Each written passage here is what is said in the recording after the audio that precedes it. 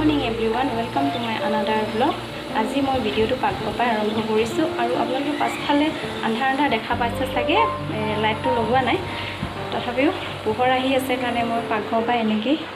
video দি দিছো খিৰিকীখন খোলা হৈ আছে সেইকাৰণে ধুনীয়া পোহৰ আহি আছে সেইকাৰণে বাল্বটো লগাই লোৱা নাই আৰু আপোনালোকে আগৰ ভিডিওবোৰ বহুত মৰম আৰু আশীৰ্বাদ দিছে হেনেকৈ যাতে আগলৈও আশীৰ্বাদ আৰু মৰম দি থাকিব বুলি আজি মই আন এটি ৰেচিপি লৈ আহিছো আপোনালোকৰ মাজলৈ ৰেচিপিটো হৈছে শুকতি মাছৰ ভাজি মইনো শুকতি মাছ কেনেকৈনো ভাজি খাম আপোনালোকৰ লগতো শেয়াৰ কৰিম বুলি ভাবিছো বলক ভিডিওটো আৰম্ভ কৰো এয়া মই বস্তুবোৰ যোগাৰ কৰি লৈছো আৰু এবোৰ শুকতি মাছ আৰু আদা মান ধনিয়া ৰসুন জলকীয়া আৰু পিয়াজ আৰু সোৱাদ অনুযায়ী নিমখ হালধি দি দিব প্ৰথমতে মই দি দিছো পিয়াজ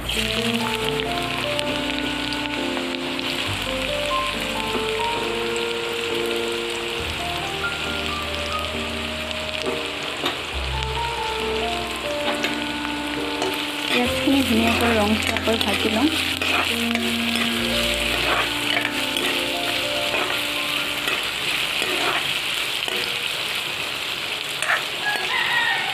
অকণমান ৰঙা হোৱালৈকে ঢাকি থৈ দিম এতিয়া দি দিছোঁ ৰচুনখিনি ধুনীয়াকৈ মেলাই লওঁ তাৰপাছত দি দিছোঁ আদা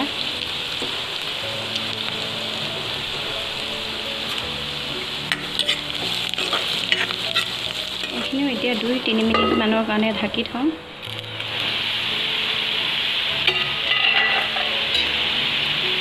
এতিয়া মই দি দিছোঁ হালধি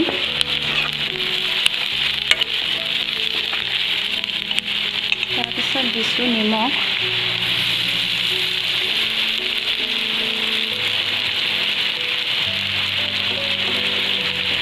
তাৰপিছত দিছোঁ জলকীয়া ধুনীয়াকৈ ৰংচোৱা হৈ গৈছে ৰঙা ৰং ওলাই গৈছে সিজি গৈছে এতিয়া মই দি দিছোঁ শুকতি মাছখিনি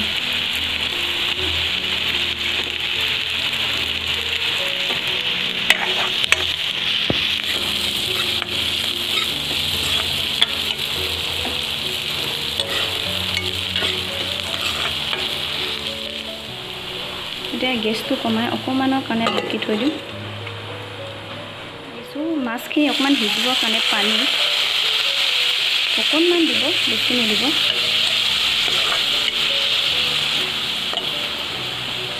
মই সেয়া অকণমান সিজিবৰ কাৰণে পানী দি দিছোঁ এতিয়া দেখিব পাইছে ধুনীয়াকৈ উতলি আছে আপোনালোকে ঘৰত বনাই খাই চাবচোন কেনেকুৱা লাগে মই খাই ভাল পাওঁ এয়া দেখা পাইছে পানীখিনি শুকাই গৈছে এতিয়া মই দি দিছোঁ মান ধনিয়াখিনি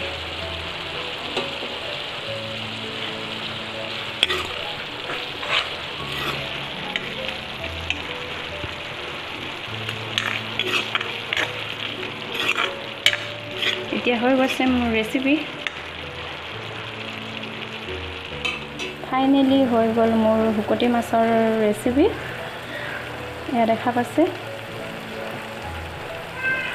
এয়া মোৰ খানা ৰেডি হৈ গ'ল মই লৈ লৈছোঁ আজি তিতাকেৰেলাৰ ভাজি আৰু সৰু সৰু ফুল আলুৰ ভাজি আৰু পটল ফ্ৰাই আৰু শুকতি মাছৰ ভাজি আৰু দালিৰ লগত ঔটেঙা দিয়া জোল